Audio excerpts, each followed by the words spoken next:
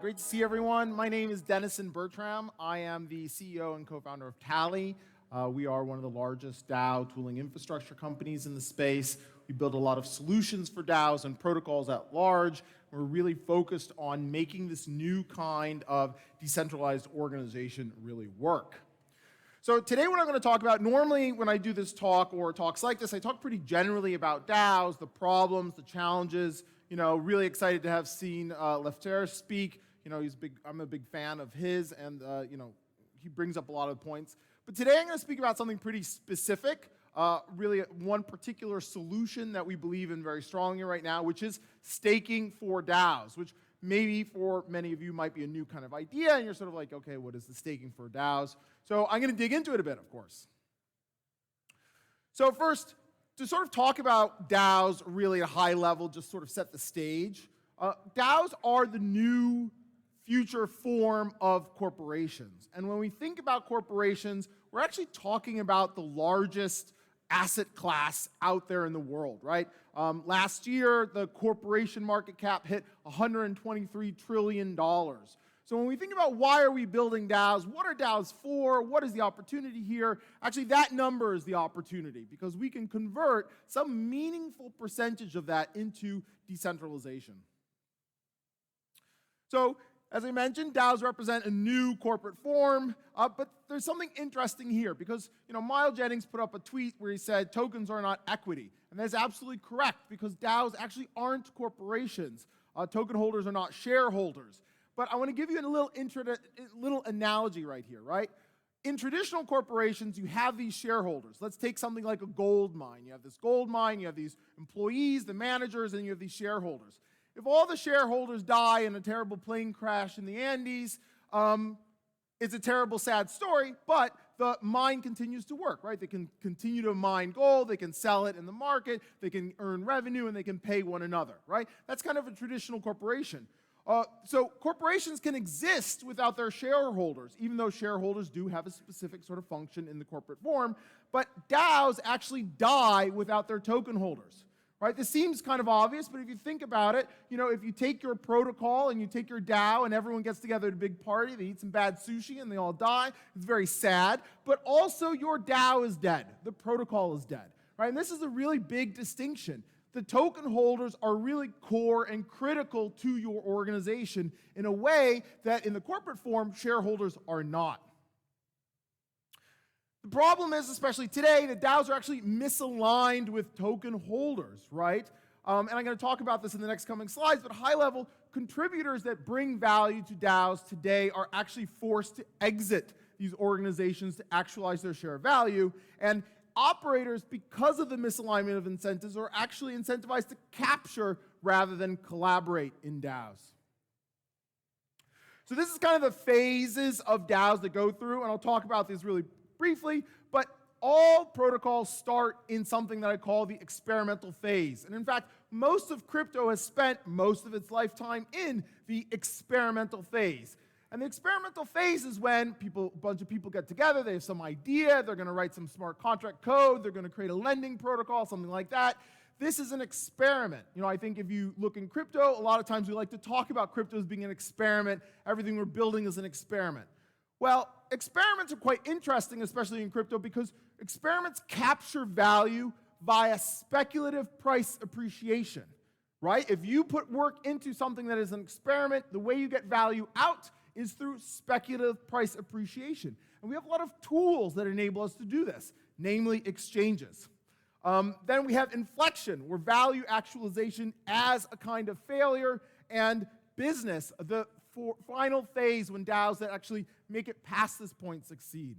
So let me dig into these really quickly. Speculative appreciation, I've talked a little bit about that, but that is essentially, I joined this DAO, it's a cool idea, everybody loves it, it's hype, vibes are popping off, token price goes up. Great. Because I have brought some energy to this, I've brought my own contributions to this, I've helped create value, right? A lot of organizations here go from 0 to $1 billion overnight. You have helped create value. Fantastic. But how do I actualize my share of the value that I've created? Well, I have to take my tokens and sell them, right? But this is kind of, I was going to swear. This This sucks, right? Because what you're doing is this model actually forces out the operators who bring the greatest value to your protocol out of the protocol, right? They have to essentially sell their participation to get their value, and now they're no longer aligned, right? The success of this organization is forcing out its very operators who contribute to that success. So the actualization as failure, this is very critical. When we look across the ecosystem, why does the chart look like this so often, right? Of course, it's speculation, but it's because at the very top here, the only logical operation for operators, and operators I define as anyone who's helping to operate a DAO, is to exit, right? There is some price at which you've priced in all the vibes, all the hype, all the riz of an organization, and now it can only go down, and now it's a race to the exit. And this kills even really good, successful ideas because there's no path to longevity because you force out the operators who've created this value. Now, if a protocol succeeds at this, and this is where we'll get into staking, protocols become businesses, right? What you want is these people who've contributed value and they've contributed to the growth of this organization, you want them to stay. You want to keep them aligned with the project that you're working on, right? They should not have to sell their participation in order to continue to be able to get some value out. And right, and this goes to kind of a core thing about governance DAO tokens, right?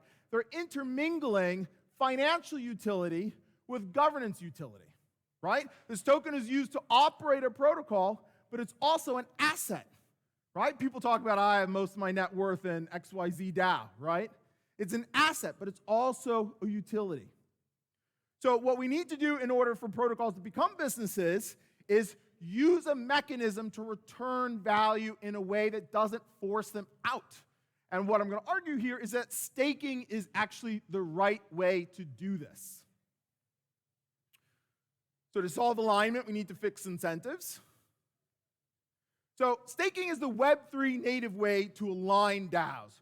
We know staking works. We know staking is compliant, right? ETH does staking. Many L1s do staking. Staking is already product market fit for capital and assets in Web3.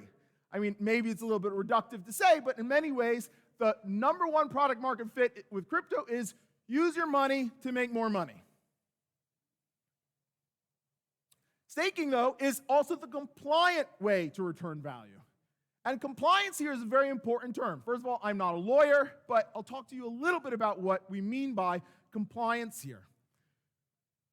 In corporations, they can return value via dividends. Of course, no corporations do that anymore because the entire world is just meme coins and everything's kind of bullshit, but that's fine.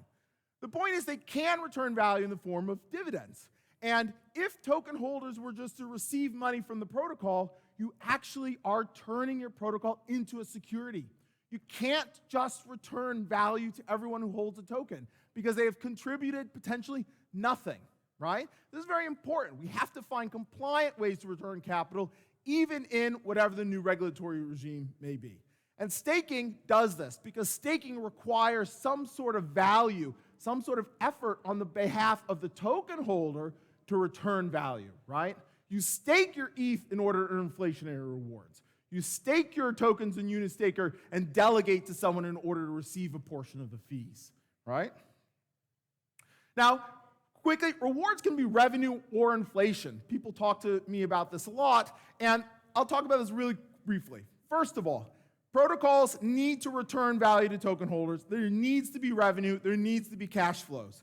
If you think that this can go on forever with no revenue and no cash flows, you're deluding yourself, right? These things must become businesses in the long term to survive. Yeah, maybe it's fine that it's been 4 years and there's no cash flows and all that stuff, but it doesn't last forever, and it doesn't last forever for a very practical reason.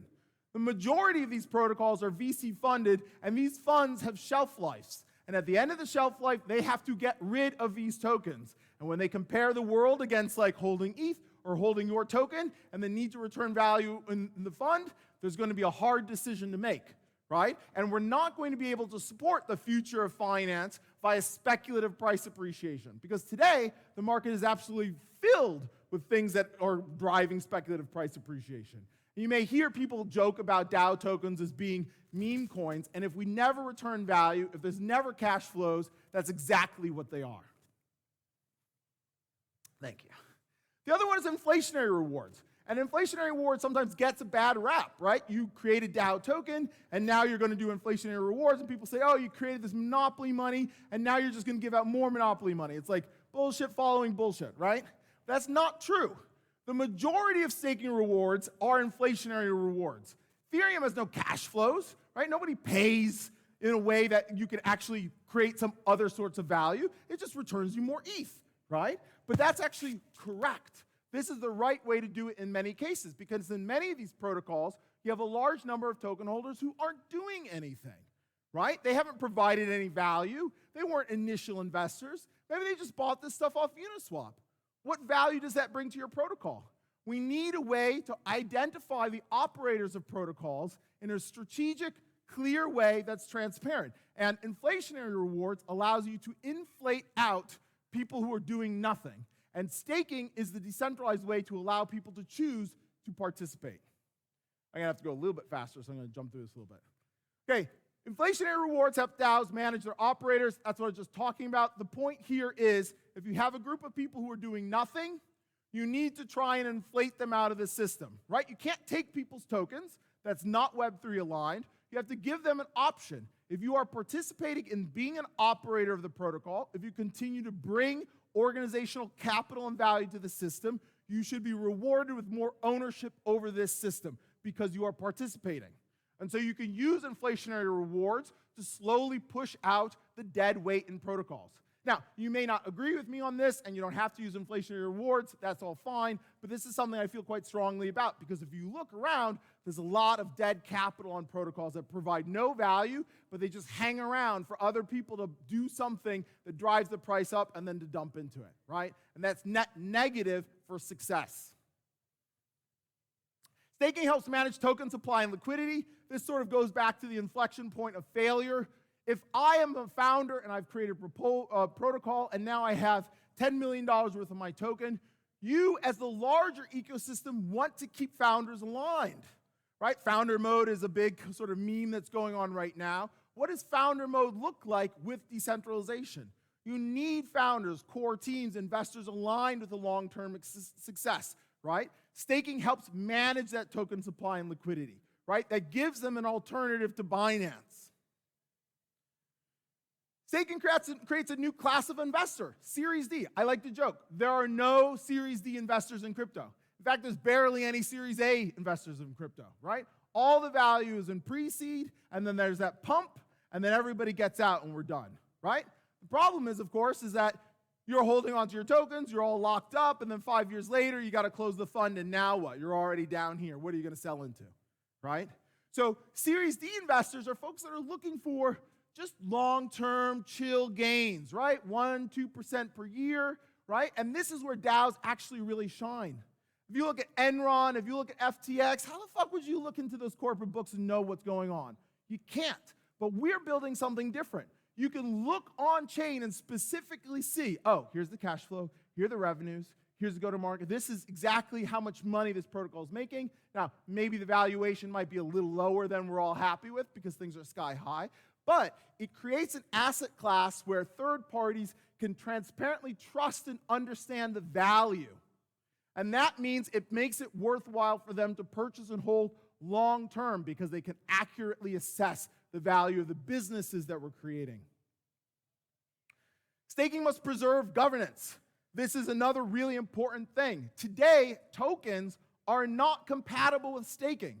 Because the moment you lock tokens, the moment you use tokens as collateral, you break the utility of tokens, which is participating in governance and operating in governance. So we must build staking systems that align with governance, that allow us to both use our assets as collateral, but also use them as the utility of operating these protocols.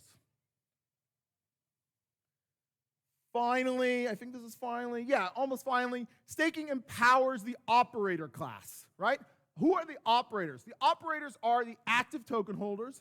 These are the delegates. These are the people who show up to vote no on malicious proposals, and yes on things that advance the DAO. These are folks who vote yes to reinvest revenue to grow the organization, no to scams that show up and want to just suck the treasury dry. These are the operators, the people with whom, if they die all in a crash, your protocol is dead. We empower them because we give them a revenue stream.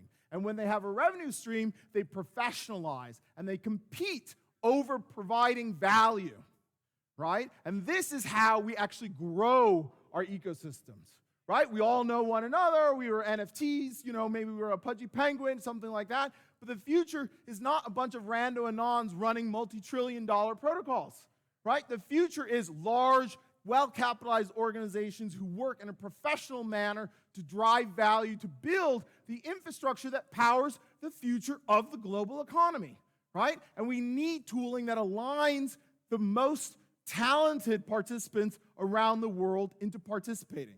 Again, a superpower of DAOs.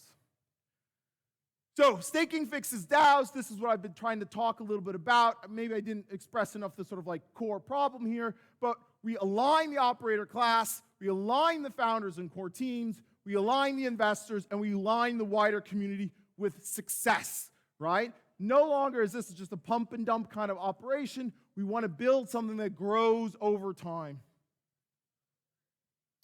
Tally builds staking for DAOs. Feel free to come and talk to me about this more if you want to understand a little bit more about our perspective, what we're doing here. But most importantly, this is what we want to leave you with. We need staking as the Web3 compliant tool to enable success of our organizations. They are not meme coins, but they're going to be meme coins if we don't act on creating long-term sustainable mechanisms. So that's my talk. I have 3 minutes. I'm not sure if I was supposed to go into the questions and answer period. Thank you very much. It was very nice. And you speak so clearly and so energetically that the guys even came and brought more chairs. Thank you. You were like pulling the crowd in. This is really great. This is like more, we need more of this. It's really nice. Thank you very much. Pleasure. We have some time for some questions. So maybe I will read them out and you can have an answer. Sure. But yeah, so the first question, I think maybe it's asking for a little summary of the talk actually. How does staking DAO tokens for a protocol bring value? Isn't it just locked liquidity in smart contracts? Okay, this is a great point. No, because when you lock the liquidity, you demand something, right? So the way it high level works is you have your tokens, you stake them, but you have to pick an operator to represent you in governance. This is a delegate, right? So you say, okay, I'm staking my tokens, I'm picking my delegate. Now, in order for me to receive my staking rewards, the delegate must do some sort of work in the DAO, right? We're working with Arbitrum to build staking for Arbitrum. They're using a tool called Karma, which creates a score for delegates. And they say, okay, if you reach this minimum score, I don't know, 88% on the Karma score, you are eligible for your rewards. What that means is token holders have to watch their delegate closely. Because if the delegate goes on vacation and doesn't show up for a vote, you don't get paid, right? And if you don't want to delegate to someone, you delegate to yourself. Now you can earn both the delegate's rewards and your own token holder rewards, right? But this is important because it demands that you operate the protocol. And this effectively turns all participants into kind of independent contractors, right? You're not being paid for just being vibey and hanging out. You're being paid for doing the work of operating the protocol or making sure your selected delegate does their job in operating the protocol. So for me, this kind of touches on the point that you say it becomes a professional manner. Like for me, I don't know, like I think people do their job when they have a fear of losing something. Like of course, yes, you're incentivized by getting money at the end of the week, but you do your job purely because you don't want to lose the money at the end of the week. So do you think this also plays a role in staking or? Yeah, one of the things this is based on is the opportunity cost of capital, right? If you have certainly a large amount of money, there are a lot of ways to earn yield. In traditional staking, you have slashing. Here, the slashing operates on your opportunity cost, right? If at the end of 1 year your delegate didn't show up, you lose all the income that you could have earned. You lose the opportunity cost of your capital. This is quite important because in DAOs, there aren't objective yes and no answers. We can't take people's tokens for making decisions that we consider wrong because you need these minority protections. So you can at least say, well, no, you're not qualified to earn these rewards, and that's the sort of mechanism that you lose, right? So that for professional delegates, they can go out, they can pay for food, they don't have to do some retro PGF where they gotta beg for their rent, 6 months later. This is how we do it in a professional way. And do you see this? So one of the things that I kind of wondered when I first started hearing about DAOs was maybe I do this as a profession. If I'm interested in politics or whatever, maybe I actually do this as a profession. Do you see people actually doing this and staking enabling that? There are large organizations already in crypto who are professional delegates. They hire teams, they have analysts. Many investors now take the governance seriously where they have analyst teams. You look at large organizations like BlackRock that participates in the Arbitrum DAO. You look at VCs like Pantera that actively participate in their DAOs. So yes, we see these large, not necessarily large, but professional working group of folks who focus on these protocols. That's quite cool. So we have another minute, so we can have one more question. So what is the first stage of growing and identifying our ecosystem's operating class? So how do we get that? Yeah. So that is work, right? Because if you get it wrong, you can screw up things majorly. And you really need to identify who needs your protocol, who's excited about your protocol, and what there is between. So it depends on kind of what your protocol is. If it's a VC-backed protocol, probably your first operating class are going to be your VCs. If it's a community-first protocol, it's probably going to be the people who contribute to the energy of getting stuff done every day. If it's a protocol that's composable and people build on top of it, it's probably the folks that are building on top of it. As you get more mature, it also becomes more attractive for the third-party groups. Things like Karpatki or Gauntlet or StableNode, StableLab, L2B, many of these other organizations who are available as a professional class to help operate. Cool. I think because you finished the talk 1 minute early, we have one last one, if you want. I hope they don't complain to me. Because I think lots of questions came in. So one of them, spicy, which DAO do you like the most? I can't pick favorites. No, okay, good. One other one before that came in before the time ran out. How would a rise in AI agents operated protocols change the need for native tokens and staking? Yeah, AI agents actually don't change the equation, right? One of the things that's incredible about DAOs is that we've built a corporate entity that AI agents can actually natively interact with. Right? When Bitcoin first came out, one of the amazing things about it was I could send you an email that says I love you, and you'd feel loved. Or I could send you an email that says here's $1 and you don't have anything, right? Bitcoin changed that. I can send you $1. And that was a major blocker for machines actually participating as co-equal partners in the economy. Now with DAOs, AI agents, machines can actually be valuable contributors to these ecosystems. And they will also need remuneration for the services because AI actually has many of the same requirements that humans do, right? They have to have some physical location where the servers are. They have to pay for electricity. So they will also need to be able to be paid for their services. So this aligns very much with creating some sort of cash flow stream that pays for compute. Very nice. Thanks very much. Well, now I think we're a little bit over time, so maybe we can thank the speaker once again. This was the first, you closed the first session of Stage 3 in Devcon 7. Thank you very much. Thank you.